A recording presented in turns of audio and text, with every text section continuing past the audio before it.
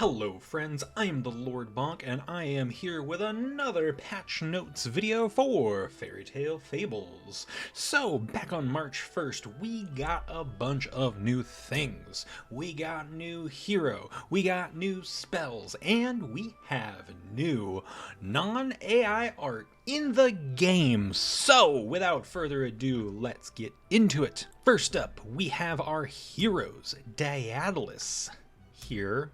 Don't know how to pronounce it correctly, but this guy who gets you a bonus treasure is now changing how the mechanic works.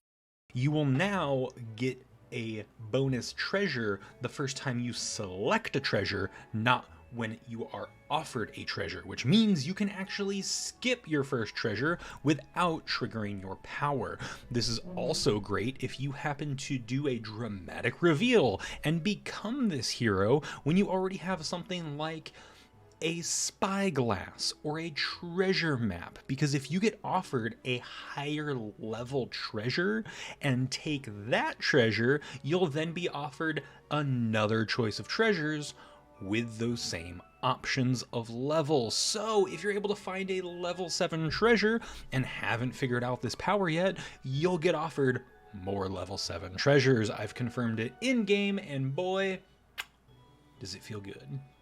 Next up, we have a series of heroes getting some number adjustments. Fafnir is now a 0-2 attack hero rather than a 1-2 attack hero. The Fisher King no longer getting +3 hit points, only getting +1 hit points. So it may be a little more dangerous getting into that late game to see your power actually kick off. Peter Pan getting a small adjustment, now getting +1 health instead of +0.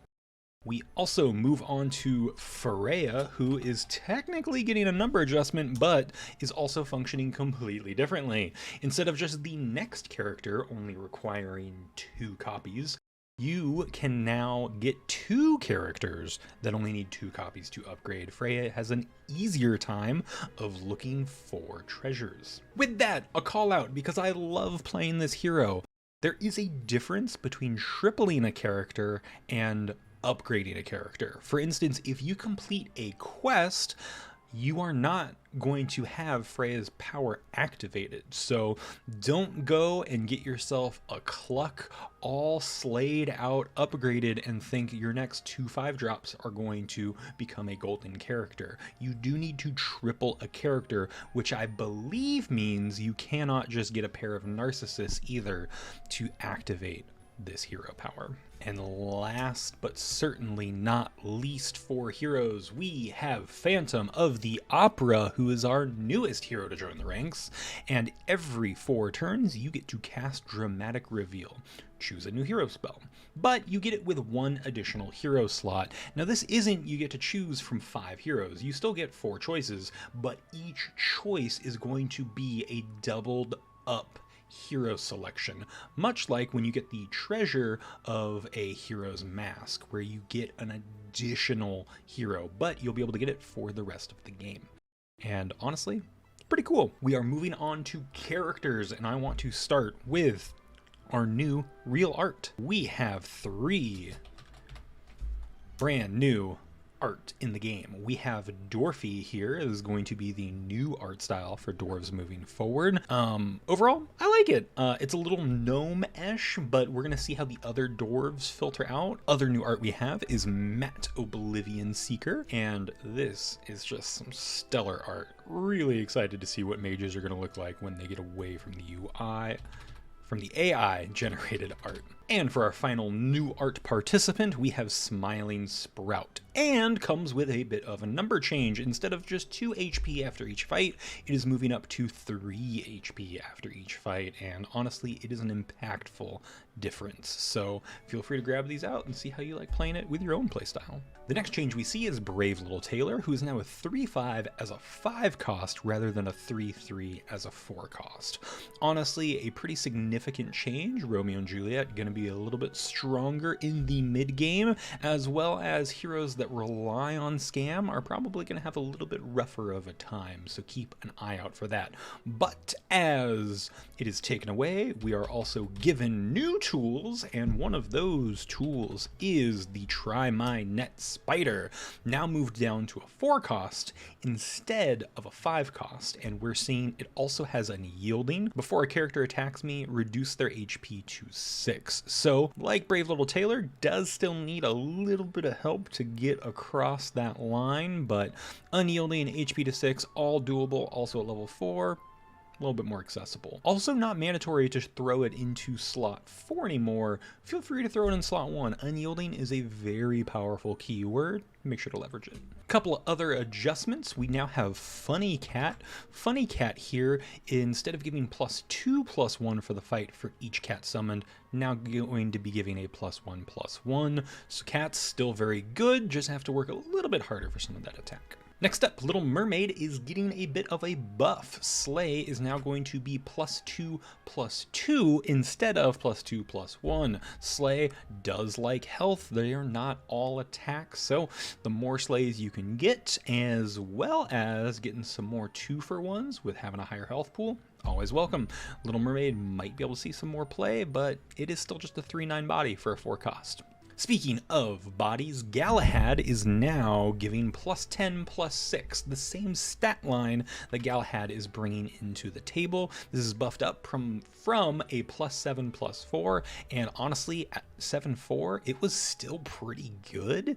It is an entrance as well as has an unyielding keyword, so it can really do some work, and with the right treasures, can still be a formidable foe before you find your final comp. A slightly strange change that a lot of people may not have seen coming, Pirate Monkey is now a mage. It is a neutral animal pirate mage. Not too sure on the idea behind this. I mean, yeah, you can give it more attack now as a mage easier, but we'll see how relevant that mage tag is. It will interact with a couple of treasure here and there, but overall, just kind of a fun tidbit and maybe a small Easter egg for what the art may become for Pirate Monkey. Who knows? And another tag change, Angelic Commander joins the rank of the mages, so keep an eye out for that. Seems like mage tag is going around quite more. Maybe we'll see some other tags of small significance get placed on various units.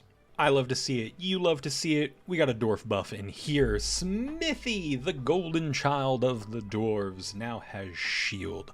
For some of our earlier playtesters, you may remember the day when Smithy had ranged and was a snap pick as soon as you hit level 5 and you could pivot into dwarves.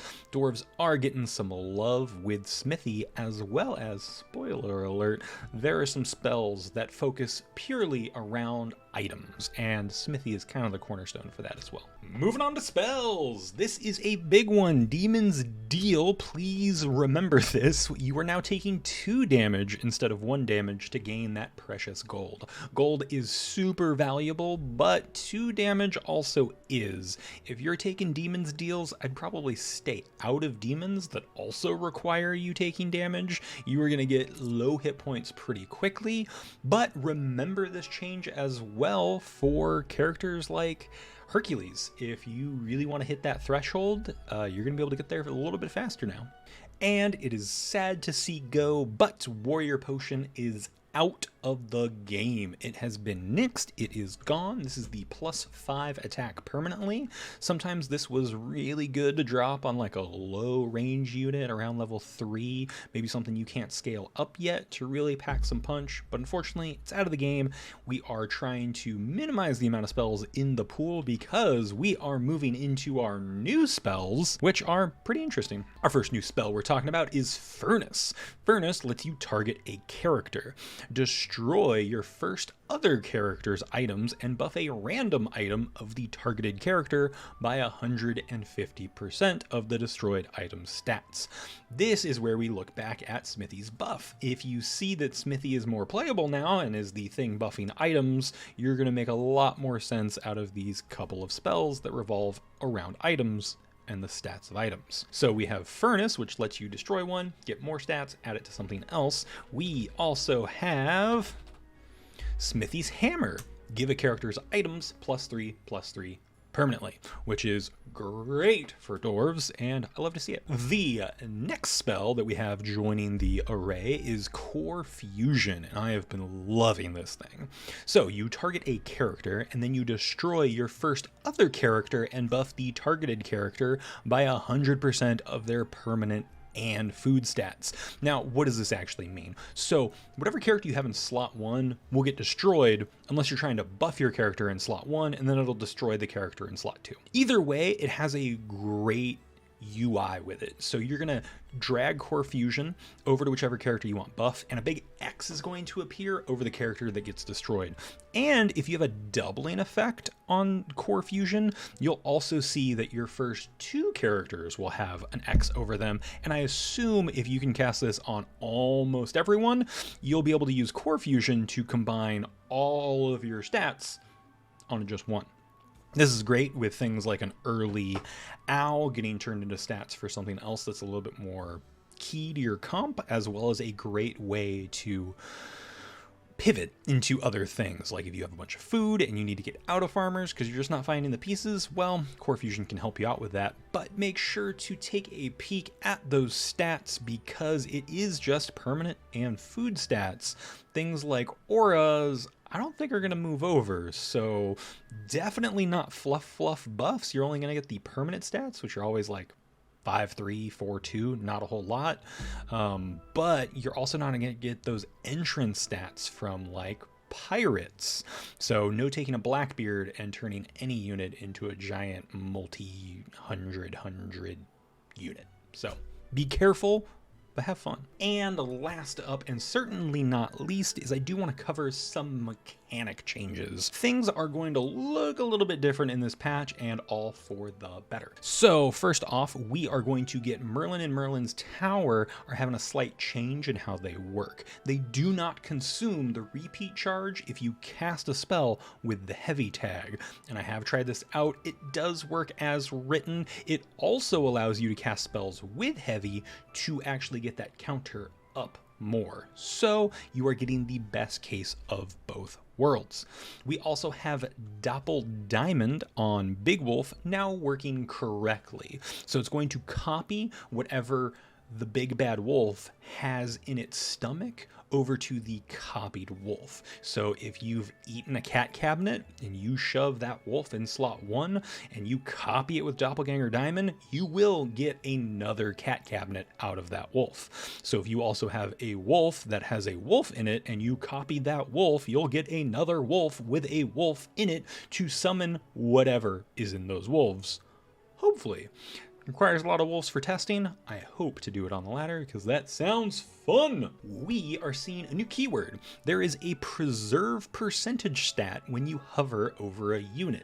This is going to be the amount of food that they keep between rounds. It's a new keyword known as preserve. You'll start seeing it on cards in the future as well. We also have another keyword, walk. This is going to appear on the various dog units that need to be moved between rounds, as well as you'll see that little red icon we've gotten familiar with, as well as we have a new UI feature. You're going to see these red X's throughout the entire game.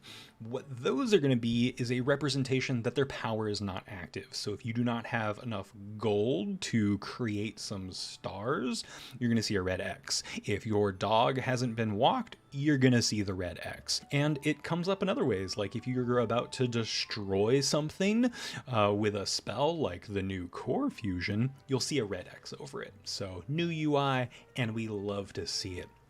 The next wonderful UI feature is also when you are out of mana and can no longer buy characters that require mana or cast spells that need mana, you're going to see a red outline around the mana symbol. And I love this change because I constantly am selling things out of my hand to cast that one last spell, only to realize I'm now out of mana and I now have 3 or 4 gold floating and I need to do something with it. That's not a spell. So very welcome change there, and that's about it. there we go.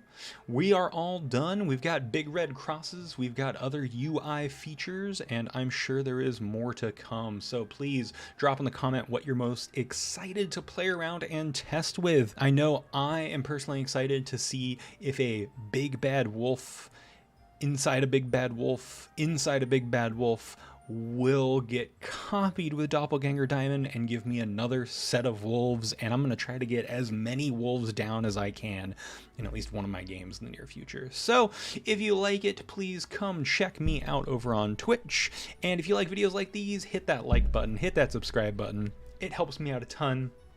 The thing you can do to help out creators is spend your time with them, tell your friends about us, and get us out there, so I highly appreciate it. Until then, I hope to see you in my lobbies. Please snipe me whenever I am live, and have fun out there. Keep learning, keep testing, and keep playing Fairytale Fables.